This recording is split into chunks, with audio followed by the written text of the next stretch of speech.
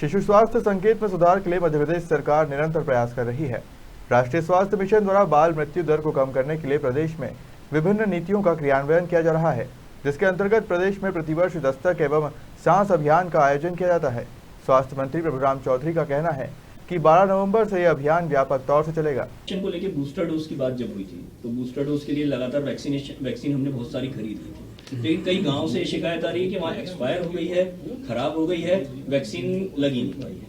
नहीं, देखिए ऐसा है कि चाहे हमारे वैक्सीनेशन का फर्स्ट डोज हो, सेकंड डोज हो, बच्चों के लगाने के डोज हो और उसके बाद बूस्टर डोज के लिए भी सब लोगों के लिए पूरा जागरूकता अभियान भी चलाया गया है। सब लोगों से बताया गया कि जो पात्र लोग हैं वो लगा सकते हैं और खरीदी वाली तो बात है ही नहीं है। ये तो भारत सरकार के द्वारा निःशुल्क वैक्सीन उपलब्ध कराई गई है सबके लिए कि निःशुल्क उनको वैक्सीन। कहा यह जा रहा है कि एनएचएम के थ्रू ज्यादा परचेसिंग करके मंगा ली गई लेकिन वो लगी नहीं। मैंने आपकी जानकारी के लिए मैंने ये बताया कि ये भारत सरकार के द्वारा प्रधानमंत्री जी के द्वारा निःशुल्क रूप से वैक्सीन उपलब्ध कराई गई। ठीक सर, थैंक यू। कर एक राय नहीं हो पा रहे अधिकारी, करोड़ों की बिल्डिंग है, पहले जच्चा बच्चा बांट, फिर प्लानिंग को चेंज किया, लगातार कहीं ना कहीं सर। नहीं, आप ये नहीं समझते कि ये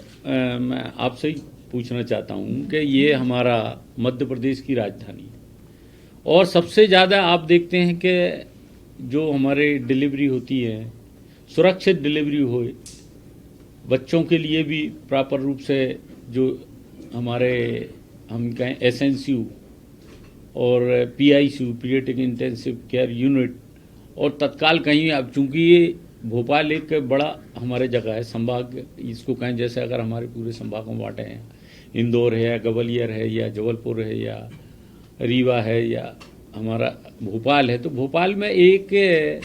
सुरक्षित प्रसव के लिए एक बड़ा अस्पताल हो जिससे सर्व सुविधायुक्त हो, तत्काल अगर पहुंचे कोई भी व्यक्ति तो वहाँ सारा वहाँ पर ऑपरेशन की भी व्यवस्था हो, डॉक्टर्स भी हों प्रशिक्षित, एक केंद्र भोपाल में बने। तो हमारा ये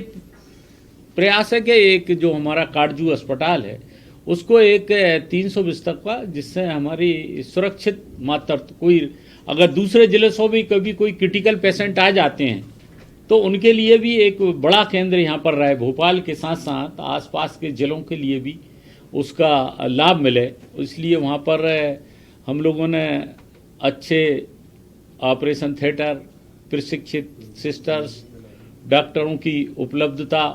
24 आवर वहाँ पर ये उपलब्धता रहे, जिससे कि इमरजेंसी में भी कोई पेशेंट आए,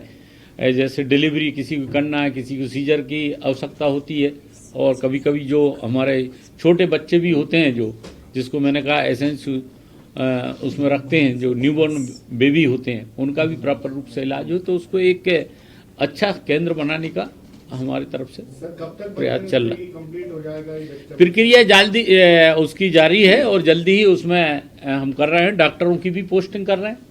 और वहाँ पर और भी जो इक्विपमेंट की आवश्यकता है उसको भी व्यवस्था पूरी कर रहे हैं। वहाँ पर स्वास्थ्य विभाग की ओर से अस्पताल बनाने की भी तैयारी वहाँ की जा रही है। 200 बेड विभाग में मर्ज करने की ऐसी खबरें आ रही है सर, क्योंकि खाली होगा सुल्तानिया की बिल्डिंग लेके आए, हेल्थ में लेके आए, स्वास्थ्य विभाग वो भी चिकित्सा शिक्षा विभाग की बात ने अभी तो वो चिकित्सा शिक्षा डिपार्टमेंट के अंतर्गत संचालित था सुल्तानिया हॉस्पिटल, उसको हमीदिया के पास जो नई बिल्डिंग्स बनी है वहाँ शिफ्ट किया है। आगे जो भी विचार होगा थोड़ा सांस अभी आप हम सब जानते हैं कि 5 साल से नीचे के जो बच्चे होते हैं ज़्यादातर उनमें निमोनिया की बीमारी से पीड़ित होते हैं और बहुत सारे हमारे बच्चों की डेथ निमोनिया के कारण भी हो जाती है। तो ये सांस अभियान भारत सरकार के द्वारा चलाया गया है, उसके लिए हम लोगों ने भी मध्य प्रदेश के अंतर्गत सांस अभियान चलाया है और अभी 12 तारीख से हम लोग इसकी पूरी लॉन्चिंग करेंगे। आज भी हम लोगों ने जो मटेरियल है आईसीसी मटेरियल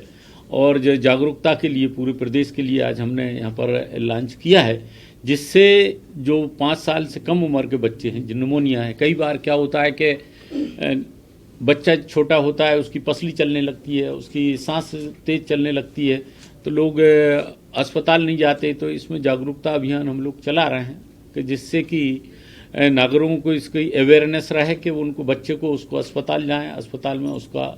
चेकअप कराएं और जो हमारा जो अमला है, चाहे आशा कार्यकर्ता हों या एएनएम्स हों, उनको भी हम लोग प्रशिक्षित कर रहे हैं। डोर टू डोर सर्वे भी आशा कार्यकर्ताओं के माध्यम से जो इक्विपमेंट की है, जैसे उस समय कभी कभी जब सांस बच्चे की चल जाती है तो उसे निबलाइज करने की ज़रूरत होती है, तो निबलाइजर भी हम लोग उप स्वास्थ्य केंद्रों पर अवेलेबल है। आशा कार्यकर्ता के पास भी एमोक्सिसिलिन की दवा रहे और इसका पूरा प्रोग्राम करके सांस अभियान को